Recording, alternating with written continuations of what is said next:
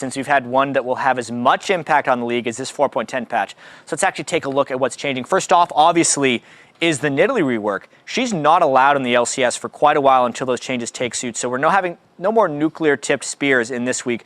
Another thing that was actually changed, though, was Skarner. And this wasn't classified as a full rework, so he is operational. He's going to have a new passive, more move speed, skill cooldowns, and a more deadly ultimate. So if teams have practiced him, and if they're doing more of a standard lane setup, we might be seeing him. And as far as nerfs go in the patch, the champ that actually got hit the hardest was probably the most popular ratch since we've had Splinter. Twitch has been picked or banned in 81% of the LCS games. So the nerfs to his base damage, passive, and stealth aren't too surprising, but the big question will be, with the itemization changes, will those nerfs actually matter? And it's going to be on the LCS teams to try and test those theories. But let's take a more in-depth look at the AD carry builds. Now, the previous 4.9 patch, these were kind of the cost breakpoints of an unstacked Bloodthirster, a stacked Bloodthirster, and then the items you would generally build afterwards. Notice it was a very low price point for just the Zerker Greaves, the Bloodthirster, and the Doran's Blade to have 108 AD, a bunch of AS, some good lifesteal, and that was when AD carries kind of turned on and became powerful. Those breakpoints change in this patch, and it's going to depend on which build people decide to go with about when they become powerful. So the first build that we're going to look at is, what about the exact same build? What if you still wanted to do Bloodthirster? What would you have? When you buy it, it's more expensive now, 4,940 gold, but before you stack it up, it's actually a better item. So you have the shield, you have more lifesteal, you have more AD, but obviously a fully stacked Bloodthirster would have been better previously.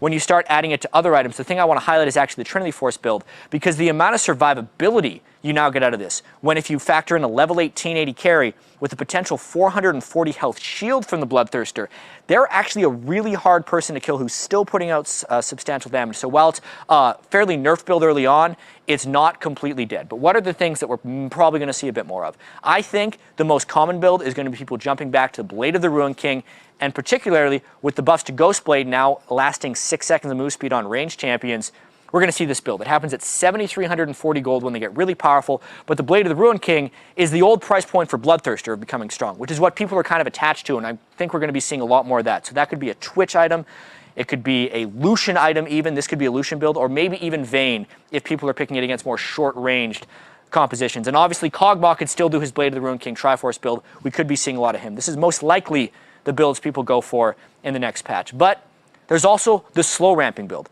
What if you just want to abuse the fact that Doran's Blade now has lifesteal, try and stall in the lane, build an Infinity Edge, and initially transition into a Phantom Dancer? If you can make it to this 8,480 gold build, you are the strongest AD carry in the game at that point.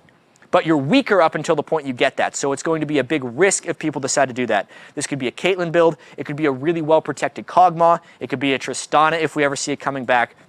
But those are some of the potential. So if we kind of look at this big picture, you can see the old 4.9 builds were cheaper than the newer Bloodthirster builds, but there's the alternate builds that we could potentially be seeing a lot more of on the 4.10 patch. And we're going to see different things that all these teams decide to do. We'll see a lot of different stuff, I think, in Europe and the North American LCS. But aside from all these AD carry items, the thing that probably impacts them more than anything else is actually this guy, the Randwin's Omen. The fact that it no longer has a passive movement speed reduction when they get auto-attacked, and the fact that the attack speed reduction is less, makes almost every carry better in the late game. They can kite better and they can deal more damage. There's not as many options to build to prevent AD carries from shredding you very, very well.